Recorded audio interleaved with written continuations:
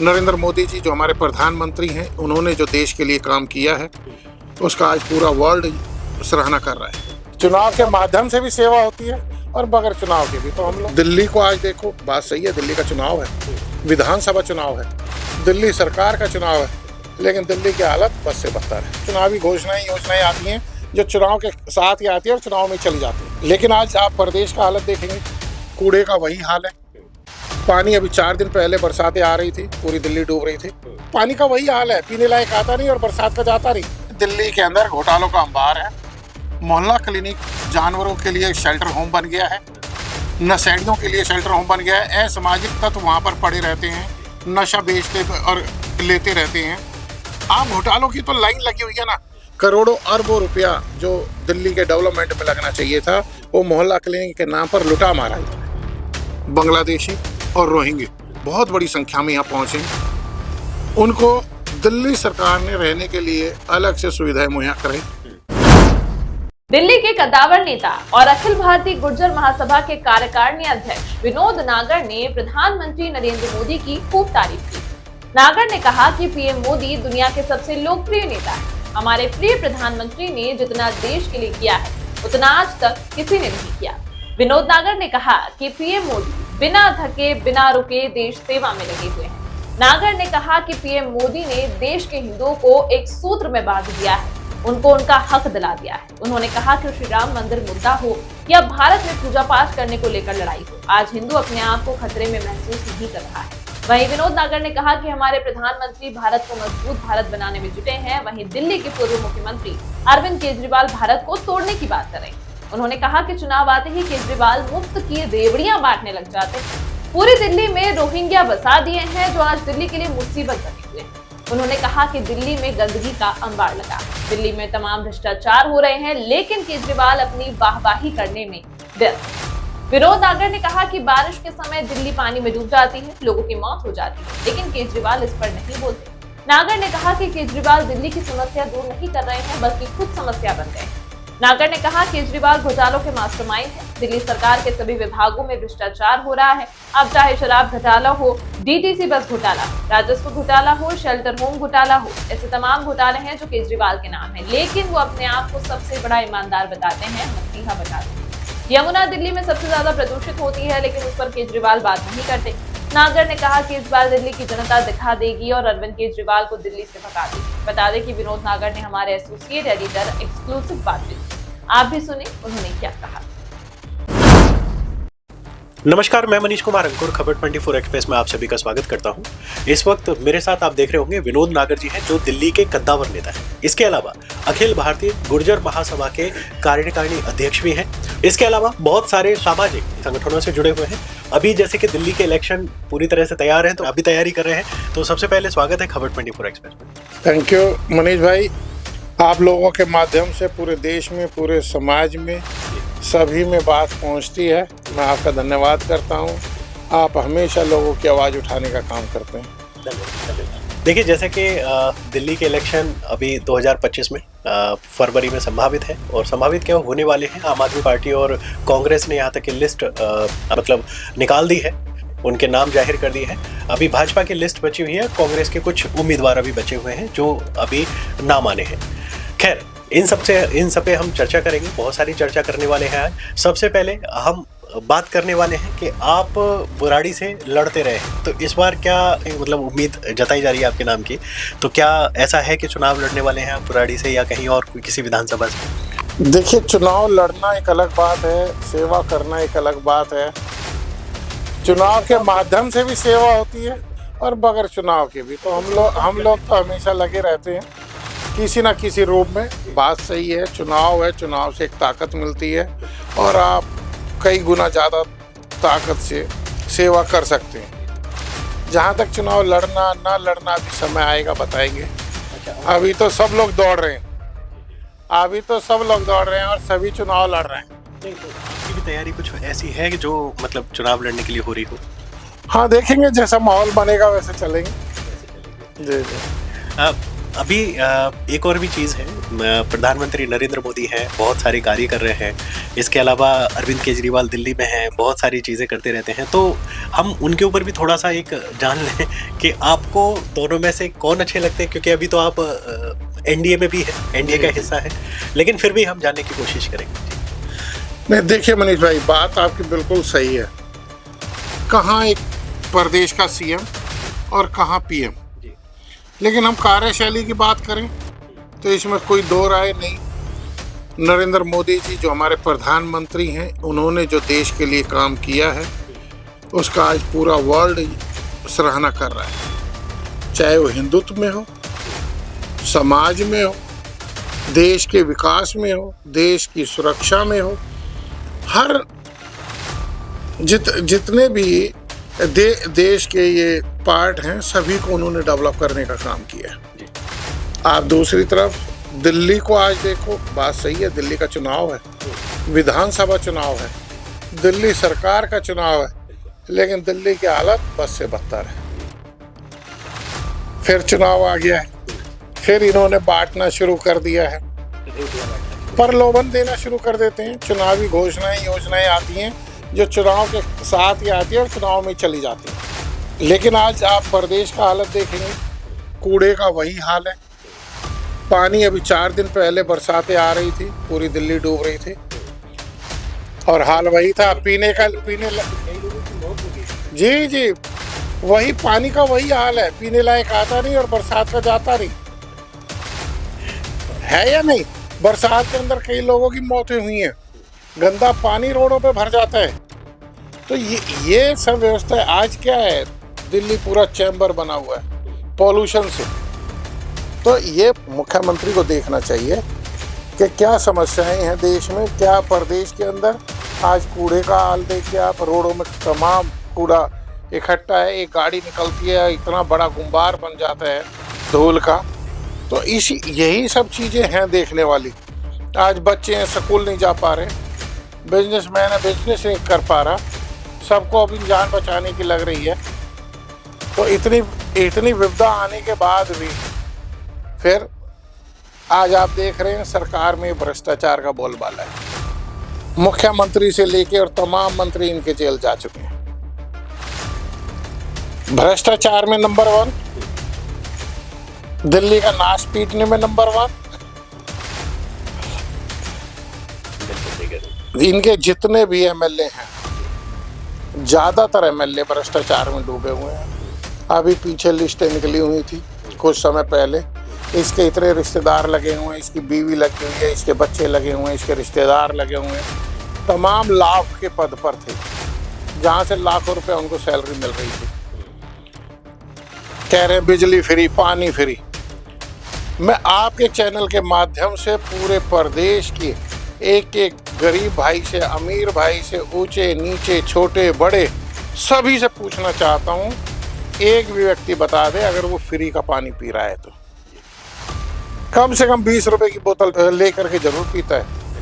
किसी के यहाँ फ्री पानी नहीं आ रहा, जो पानी आ रहा पीने लायक ही नहीं, तो कहाँ से फ्री पानी, फ्री बिजली हो गई। तो ये सब घुमाने वाली बातें हैं। रहा आज कह रहा है महिलाओं को 2100 रुपये हम महीना देंगे, मुख्यमंत्री ने कहा ना, ये तो इलेक्शन के टाइम पे है ना। ये तो नहीं, उन्होंने कहा 2100 रुपये महीना देंगे।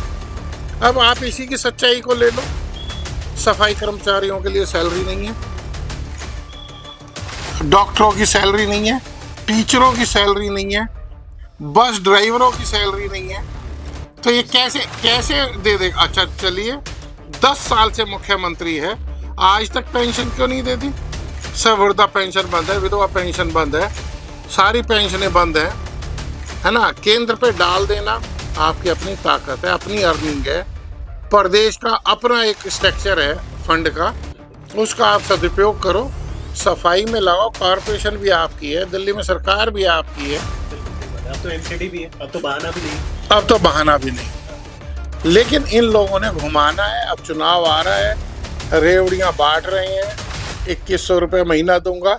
अरे भाई, पहले तुम जो हमें सुविधाएं दे रहे हैं, जो आपका सफाई वर्कर है, जो आपका टीचर है, जो आपका डॉक्टर है, जो आपके ड्राइवर हैं, आप उनका मेहनताना तो दे दो, तभी तो आप फ्री देंगे। देखिए, केजरीवाल जी ने चुनाव से पहले कहा था कि यमुना की सफाई, जब पहले इलेक्शन हुए, इन्होंने यमुना की सफाई को लेके सबसे पहले जो इलेक्शन हुए, जो आम आदमी पार्टी पूर्ण बहुमत से आई, और बहुमत से नहीं, बहुत ही मतलब सुपड़ा साफ कर दिया सबका। कांग्रेस का तो नामो निशान मिटा दिया, भाजपा का भी नामो निशान से ही मिटा दिया उस वक्त में दिल्ली के अंदर से। तो आप ये देखिए 70 सीटें विधानसभा में हैं, 70 में से 90% सीटें ये जीत जाते हैं, खाली 10% सीट बाकी के लिए बचती है। लेकिन यमुना की सफाई नहीं हुई। दिल्ली पूरी तरह से गंदी है, दिल्ली में बहुत सारी अव्यवस्थाएं हैं वो, और इसके अलावा और भी बहुत झुग्गी झोंपड़ियों का सबसे बड़ा मुद्दा है। झुग्गी झोंपड़ी हैं, अवैध कब्जे हैं, वो अब तक दिल्ली सरकार उनको नहीं पूरा कर पाई। तो फिर अरविंद केजरीवाल बार बार कैसे जीत जा रहे हैं, और वो भी बहुत बम्पर। मनीष जी, आप देखिए यमुना सफाई पे और वो खरबों रुपए लोग ये खा जाते हैं। इन्होंने वादा किया था दिल्ली की जनता से कि मैं 6 महीने में स्विमिंग करा दूंगा, है ना। हमारे प्रदेश के, दिल्ली प्रदेश के अंदर बहुत बड़ी संख्या हमारे पूर्वांचल भाइयों की है, बिहार से हमारे भाइयों की है, जो बहुत बड़ा त्योहार मनाते हैं। छठ पूजा का त्योहार दिवाली से 6 दिन बाद आता है, लेकिन वो आता है सूर्य को अर्घ देना, यमुना के अंदर खड़े होकर पूजा करते हैं। जितने भी घुसे 50% बीमार हुए। नाला बना दिया यमुना जी, पूरा यमुना नदी जिसको हम पूजते भी हैं, स्नान करने जाते हैं, वो नाले में तब्दील कर दी। जिसमें खड़े होकर पूजा करते हैं वो नाले में तब्दील कर दी। वहाँ पर इतने झाग थे कि वहाँ पे महिलाएं खड़ी भी नहीं दिख रही थी। तो ये इसका विकास है या विनाश है? आज अब बात आपकी सही है, झुग्गी झोपड़ी है। झुग्गी झोपड़ी तो चलो फिर भी है, क्लस्टर एरिया है। आप अनऑथराइज कॉलोनियों में चलो, अनऑथराइज कॉलोनियों में सफाई के से बदतर हालत है। सड़कें बनाई हैं कुछ जगहों पे, 6-6, 7-7 फुट मकान नीचे हो गए हैं। गरीब आदमी किसी तरह लेकर के आज ईंट लगाता है, बनाता है, लेकिन 7-7 फुट जहाँ पे नीचे हो गए हैं, वो विकास है विनाश है। अनऑथराइज कॉलोनी के अंदर 10 साल में एक भी पार्क बनाया हो इन्होंने। 10 साल से वृद्धा पेंशन, विधवा पेंशन कोई दी हो इन्होंने। 10 साल से किसी बच्चे को वजीफा मिला हो, स्कूल में कोई सपोर्ट मिली हो, है ना। आप चले जाओ बुराड़ी विधानसभा के अंदर, जाम का बुरा हाल है, पानी से बुरा हाल है, सफाई का बुरा हाल है। तो आप कौन से विकास की बात कर रहे हैं? लेकिन यही है चुनावी। लेकिन 10 साल हो गए जनता को देखते हो, अब की बार इसके चक्कर में आने वाली नहीं है। अच्छा, ऐसा है। हाँ, लोगों में जागरूकता आई है। नहीं, लेकिन एक चीज़ और भी है ना, ये कहते हैं कि मैंने जो एजुकेशन सिस्टम है उसको वर्ल्ड क्लास बना दिया है दिल्ली के अंदर। एजुकेशन सिस्टम को इन्होंने इतना भुनाया कि अगर हम महाराष्ट्र में, जैसे हम चुनाव कवरेज कर रहे हैं, तो महाराष्ट्र का आदमी कह रहा है कि दिल्ली में देखो ना एजुकेशन कितनी अच्छी है, उधर लखनऊ का आदमी कह रहा है कि दिल्ली में एजुकेशन कितनी अच्छी है, उधर साउथ का आदमी कह रहा है दिल्ली में एजुकेशन कितनी अच्छी है। तो दिल्ली में एजुकेशन का हाल क्या है वो तो दिल्ली वाला ही बता सकता है। तो आप दिल्ली वाले हैं, मैं आपसे पूछना चाहूँगा, आप ना कभी क्लस्टर एरिया में जाना, आप कभी अनऑथराइज कॉलोनी एरिया में जाना, जो हमारे मजदूर भाई हैं जिन्हें हम मेहनत कश कह दें, सुबह शाम तक रेहड़ी लगाते हैं, रोज़ कमाते हैं, रोज़ खाते हैं। कभी उनके दिल से पूछो क्या उनका बच्चा फ्री में पढ़ रहा है, क्या उनको एडमिशन मिल रहा है? पूरा साल लड़ना पड़ता है, नहीं तो स्कूलों तब एडमिशन होते हैं। नहीं, कैसे सुधरी है? कुछ जगह इन्होंने बना दी, उसी को मॉडल दिखाते रहते हैं। मतलब जो पहले से बने हुए थे स्कूल, जो उन्हीं को डेवलप कर दिया। नहीं, जो पहले से स्ट्रक्चर था उसी को रेगुलेट करके, उसी को मॉडल बना के उसी को दिखा रहे हैं। मतलब नया कुछ नहीं बनाया, नया कुछ नहीं बनाया, नया कोई डेवलपमेंट नहीं है। एक भी स्कूल की डेवलपमेंट हो दिखा दो, हाँ ये करते हैं, डुगडुगी बजाना अच्छी जानता है, तमाम प्रदेशों से डेलीगेशन को बुला लेगा, 2-4 स्कूल दिखाएगा, 2-4 जगहें दिखाएगा, मैंने दिल्ली को इतना आगे ले गया। आगे कहीं नहीं ले गया। जितना आप पार्टी के राज में दिल्ली का नाश पिटा है, किसी के में नहीं। मोहल्ला क्लिनिक को बताते हैं कि मोहल्ला क्लिनिक हमने जगह जगह पे खोले हैं, लेकिन हम देखते हैं कि वहाँ पे तो ताले लगे हुए हैं, मोहल्ला क्लिनिक खुला ही नहीं है। वहाँ पे तो जो आपने देखा कुत्ते बिल्ली सो रहे हैं। कुत्ते बिल्ली सो रहे हैं। इसके अलावा जो स्मैक लेते हैं, जो ड्रग्स लेते हैं, वो मोहल्ला क्लिनिक के अंदर डॉक्टर बने बैठे हैं। मनीष जी बहुत अच्छा पॉइंट है ये। नहीं बोल रहा हूँ, लेकिन हकीकत में दिल्ली की ये देखिए, एक चीज और मैं क्लियर कर दूं, ऐसा नहीं है मैंने जो बोला है स्मैक वाले या ड्रग्स वाले मोहल्ला क्लिनिक के अंदर बैठे हैं, वो जो बैठे हुए हैं वो वाकई वही है, डॉक्टर नहीं है या कर्मचारी नहीं है मोहल्ला क्लिनिक का। वो लोग हैं, आप कहीं पे भी देख लीजिएगा, अगर 30 हजारी की तरफ चले जाएं या फिर बस अड्डे की तरफ चले जाएं, तो वहां पे मोहल्ला क्लिनिक का क्या हाल है वो सबके सामने आ जाएगा। मनीष जी दिल्ली के अंदर घोटालों का अंबार है। मोहल्ला क्लिनिक जानवरों के लिए शेल्टर होम बन गया है, नशेड़ियों के लिए शेल्टर होम बन गया है। असामाजिक तत्व वहाँ पर पड़े रहते हैं, नशा बेचते और लेते रहते हैं। आप घोटालों की तो लाइन लगी हुई है ना। जल बोर्ड है घोटाले का अड्डा, सफाई है कॉरपोरेशन ये भी जो है ना घोटाले का अड्डा है। शराब नीति है तो घोटाले का अड्डा है। सड़क की सफाई नीति है तो घोटाले का अड्डा है। पानी की सीवरेज लाइन है तो घोटाले का अड्डा है। मतलब इन्होंने सिवाय घोटालेबाजी के कुछ नहीं किया। कौन सी सरकार चलाई है 10 साल के अंदर, कौन सा ऐसा इंफ्रास्ट्रक्चर पे काम किया है ये दिखा दे, हम मान जाएंगे। ये तो इन्होंने जो चीज़ बनाई है मोहल्ला क्लिनिक, जैसे इन्होंने बनाया, दुनिया को दिखा दिया कि हमने मोहल्ला क्लिनिक बनाया है, लेकिन डॉक्टर आज तक नहीं बैठे उसमें, कहीं कहीं बैठ गए होंगे। उन्होंने उसी चीज़ को दिखा दिया, पूरा मॉडल बता दिया कि मोहल्ला क्लिनिक का मॉडल है। इन्होंने स्कूल 2-4 बना दिए, वही दिखा दिया मॉडल है। लेकिन धरातल पर अगर यहाँ दिल्ली वासी देखें, क्योंकि मैं भी दिल्ली से ही हूँ, आज मुझे अगर साइनस प्रॉब्लम है, आज मुझे जुकाम है, तो मैं कहूँगा कि उसके जिम्मेदार अरविंद केजरीवाल है, क्योंकि यहाँ पॉल्यूशन इतना है। मैं मतलब जब दिल्ली आया, मुझे मेरी नाक से सांस नहीं लिया जाता। नहीं, साइनस प्रॉब्लम तो इसने बना दी, अच्छे को सांस की प्रॉब्लम हो गई, चैम्बर में जी रहे हैं। और रहा जो आप मोहल्ला क्लिनिक की बात कर रहे हैं, तमाम फुटपाथ घेर करके बना दिया गया है।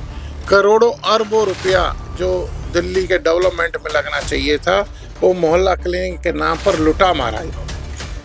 पार्कों में मोहल्ला क्लिनिक बना दिया, कई कॉलोनी में बना दिया, और वो आज नशेड़ियों के अड्डे बने हुए हैं, जानवरों के अड्डे बने हुए हैं, टूटे फूटे पड़े हैं, बस से बदतर हालत में। मैं नहीं जाता साथ में, आप 10-20 पॉइंटों का आप मुआयना कर लें। शेल्टर होम बना रखे हैं। आज सर्दी है, केयर रोड पे आदमी सर्दी से बचाव के लिए सबसे बड़ा आप देख रहे हैं स्कूलों के अंदर। आज हकीकत में देखो ना मनीष जी, दिल्ली में न्यू कपल तो बच्चे पैदा करने से डर रहा है। हमारे सनातन धर्म में बच्चे से बहुत लगाव होता है। सब सोचते हैं बच्चा करें तो स्वस्थ रहे, अच्छा पढ़े लिखे आगे बढ़े। लेकिन आज हमारे प्रदेश के अंदर स्वास्थ्य सेवा और एजुकेशन दोनों ही इतने महंगे हो गए हैं कि बच्चे भी पैदा करते हुए लोग सोचने लगे, क्योंकि स्कूल नहीं है, प्रॉपर नहीं है ना। जितनी जनसंख्या है उसके अनुसार स्कूल नहीं है, और जो स्कूल हैं बहुत महंगे हैं, नए इन्होंने बनाए नहीं है। 2-4 मॉडल बनाए हैं, उन्हीं को दिखा देते हैं कि मैं फ्री शिक्षा, फ्री पानी, फ्री बिजली, फ्री ये फ्री वो दे रहा हूँ, और कहीं फ्री नहीं है। वही बात है, जब धरातल पे देखा जाता है तो उसकी हकीकत पता लग जाती है। खैर, अभी एक मुद्दा और है जो बहुत इंपॉर्टेंट है, उस पर भी मैं चर्चा करना चाहूँगा और आपके संज्ञान में भी है। देखिए, रोहिंग्या का जो मुद्दा है, सबसे बड़ा मुद्दा है आज के टाइम पे दिल्ली के अंदर। रोहिंग्या आए, यानी कि बांग्लादेश से मुस्लिम आए हैं, भागकर आए हैं, या और भी देशों से आते हैं, कहीं से भी आते हैं, उनके पास में सबसे पहले आधार कार्ड बन जाता है, राशन कार्ड बन जाता है, उनका पैन कार्ड बन जाता है, उनके रहने की सुविधा हो जाती है। बाकी दिल्ली वासी को कुछ मिले ना मिले, लेकिन उनको सबसे पहले हो जाता है। तो ऐसा क्यों है? क्यों रोहिंग्या से लोगों को प्रेम है? देखिए, बिल्कुल सही, बहुत अच्छा पॉइंट है। पूरा देश इससे त्रस्त है, और ख़ास तौर से राजधानी। आप राजधानी के अंदर आप देखेंगे बांग्लादेशी और रोहिंग्या बहुत बड़ी संख्या में यहाँ पहुँचे हैं। उनको दिल्ली सरकार ने रहने के लिए अलग से सुविधाएं मुहैया कराई। क्या यही शेल्टर होम है? यहाँ पे तो हमारे देश के जो प्रवासी हमारे भाई हैं, देश के अलग अलग कोनों से यहाँ कमाने खाने आते हैं, उन्हीं का आना काफ़ी है। उन्हीं के लिए सुविधाएं दे दो। उन्हीं की पूरी भरपाई, उन्हीं की सुविधाएं दे दो, उन्हीं की भरपाई कर दो, उन्हीं का आप राशन कार्ड बना दो, उन्हीं का पहचान पत्र बना दो। यहाँ पे जितने भी आए, अभी आप देख रहे हैं 2 दिन पहले चैनल के माध्यम से बोल रहे थे कि भाई वोट काटे जा रहे हैं। रोहिंग्यों को बसा करके, उनको आईडी दे के, वोटर बना करके आप अपना वोटर बनाने में डेवलप हो रहे। वोट की राजनीति को छोड़ दो, देश की उन्नति के बारे में सोचो, देश में जो घुसपैठिए बड़े हैं उनको निकालने के बारे में सोचो। हमेशा से बांग्लादेशियों को हम लोग वापस भगाते रहे हैं। आज आप देख रहे हैं बांग्लादेश के अंदर हिंदुओं का क्या हाल है। बस से बदतर हालत हो रही है, जलाया जा रहा है, मारा जा रहा है, पीटा जा रहा है। जो पंडित सबको शिक्षा देता है, पूजा पाठ कराता है, उसको जो है पीटा जा रहा है, भगा भगा करके जेलों में डाल दिया है, और आप उनको शरण दे रहे हैं।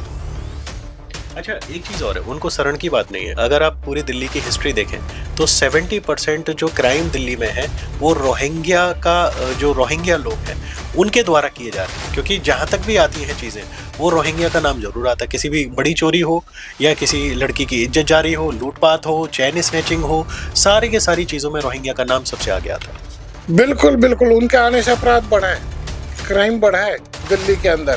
तमाम चोरियाँ, डकैतियाँ, है ना, बच्चियों के साथ छेड़छाड़, सारे ही काम ये रोहिंग्ये बांग्लादेशी आकर के कर रहे हैं।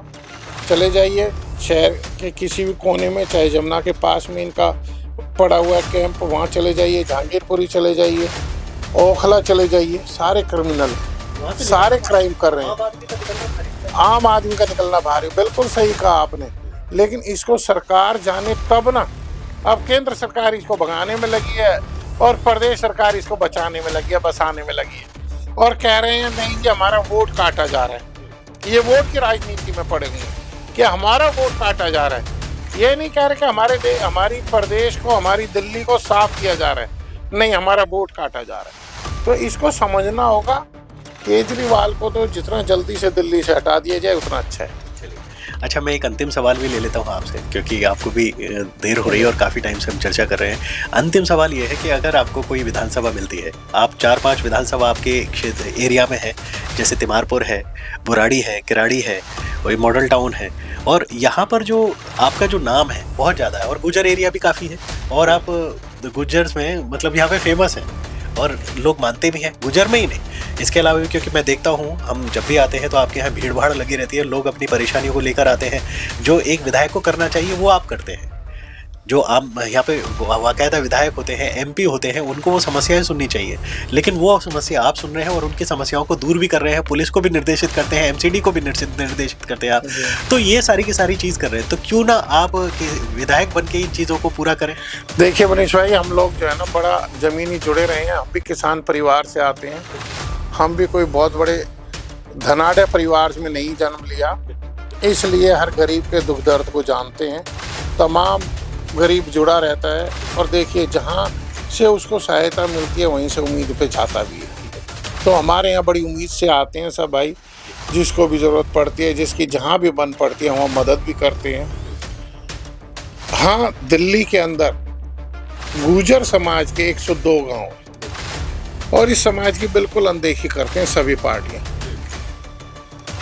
लेकिन दिल्ली के अंदर बहुत बड़ा वोट बैंक है, और वोट बैंक तो असल होता है सेवा करने से, मेहनत करने से।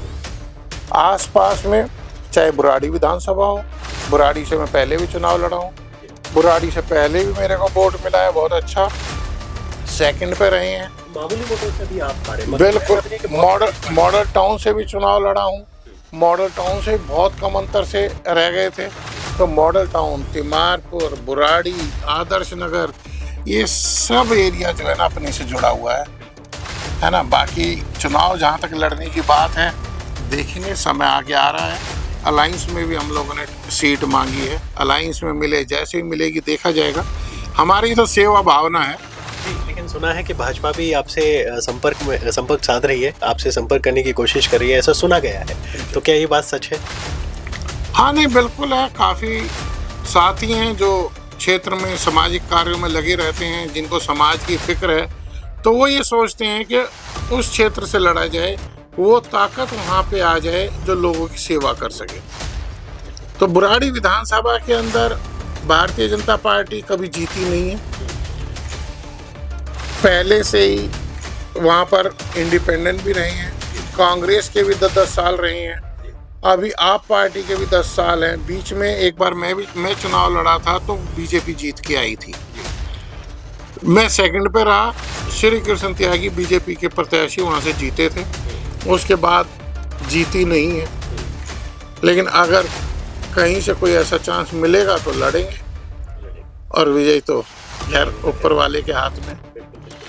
लेकिन उम्मीद है कि आप ही जीतेंगे। जी जी, मेहनत है और सबको उम्मीद भी है कि लड़ा जाए। नहीं, ऐसा नहीं है, हम बुराड़ी क्षेत्र में कई बार ही गए हैं, बुराड़ी भी देखा है, मॉडल टाउन में भी गए हैं।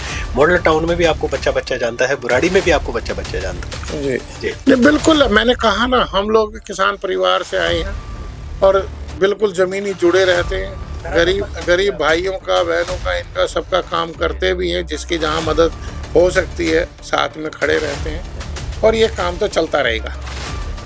यार, आप धरातल पर काम करने वाले नेता हैं, नेता ही नहीं है, आप सामाजिक कार्यकर्ता हैं। सबसे बड़ी बात, नेता कहना तो एक बेईमानी हो जाएगी, सामाजिक कार्यकर्ता कहें तो बहुत अच्छी रहेगी, क्योंकि आप समाज के हितों में काम करते हैं। और देखा गया है, और सब लोग, ऐसा कोई नहीं है जो आपके बारे में कभी कोई बुराई कर दे कि नहीं आपने उनके काम नहीं किए। खैर, बहुत अच्छा है, और ऐसे जो लोग हैं आने चाहिए, आगे आने चाहिए, और राजनीति में भी आने चाहिए। राजनीति में बहुत ज़रूरत है आप जैसे लोगों की।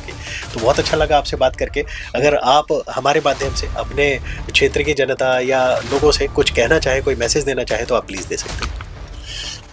मैं तो आपके चैनल के माध्यम से सभी से यही कहना चाहूँगा कि चुनावी घोषणा योजनाओं से बच के रहें, उसको चुनें जो आपकी समस्याओं का समाधान कर सके, उसको चुनें जो आपका क्षेत्र का विकास कर सके, उसको चुनें जो आप लोगों के काम आ सके, उसको चुनें जो आपके क्षेत्र में रहता हो, आपके लिए ईजी उपलब्ध रहता हो। चलिए, बहुत अच्छा लगा आपसे बात करके, और आपके लिए बहुत शुभकामनाएं। और हम तो यही उम्मीद जताएंगे कि आप चुनाव लड़ें और जीते भी, और क्षेत्र की जनता के लिए आप काम करें। तो मैं मनीष कुमार अंकुर, खबर 24 एक्सप्रेस के लिए धन्यवाद।